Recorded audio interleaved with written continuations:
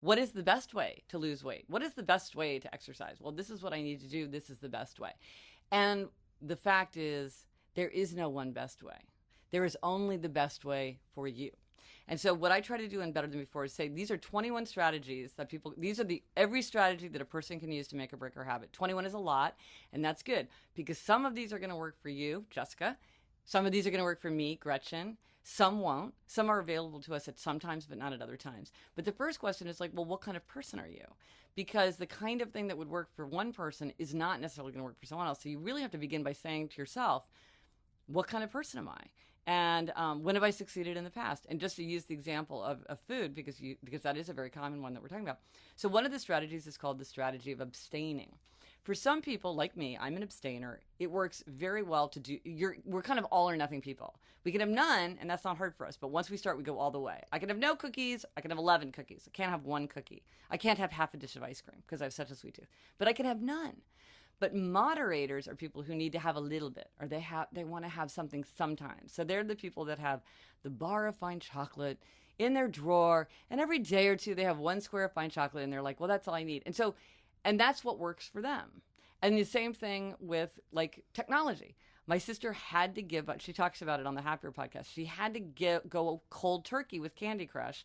It was affecting her career and her physical health. Literally. It was like, I'm like, you got to give it up. Like her 7-year-old son was like, Mommy, I must delete this app from your phone. I'm like, if your 7-year-old is doing an intervention, delete the app.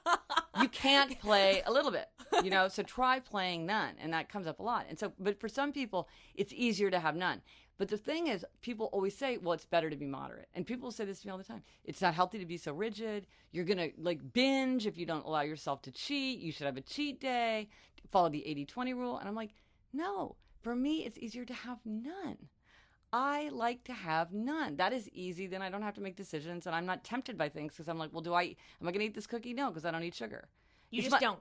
I just don't. It's my birthday. Am I going to eat it? No, because I don't eat sugar. Oh, it's Christmas. Are you going to eat it? No, I don't, because I'm not going to eat sugar. Now, there are planned exceptions if you don't want to be total like that, where you're like, I'm going to look forward to it. I'm going to break my rule because I'm a grown-up. I can do what I want. It's my birthday. I'm going to have a piece of cake. For me, it's easier to have none because I'm such an abstainer.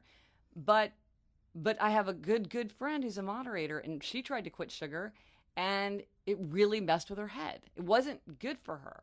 She was better having a little bit because that was just a healthier way for her to go about doing it. And just to think about like, well, I want to be healthy, so I just want to have a little bit, and she can have a little bit. So again, it's not that but people will constantly say, well, you're doing it wrong. It's not, you're not, that's not the right way to do it. I'm like, it's the right way for me. This is what works for me. Something else could work for you. Morning people, night people. Some people are like, if it's important, get up early and exercise first thing. I'm like, night people can't get up early. They can barely get to work on time. They're not going to get up and go for a 3-mile run in the morning. That's just setting themselves up for failure. Do it the way that's easier for you. And so I think that's the key thing is to begin by saying, what is going to be easy for me to stick to? What appeals to me? What's the kind of thing that's worked in the past? How do I set things up for me? And the fact that Steve Jobs did something else or my sister-in-law did something else and they had great success, it's like, well, it might not work for you. It might work for you. Maybe you could learn from it. I've learned from other people's habits a ton. But then sometimes I'm like, yeah, this doesn't work for me.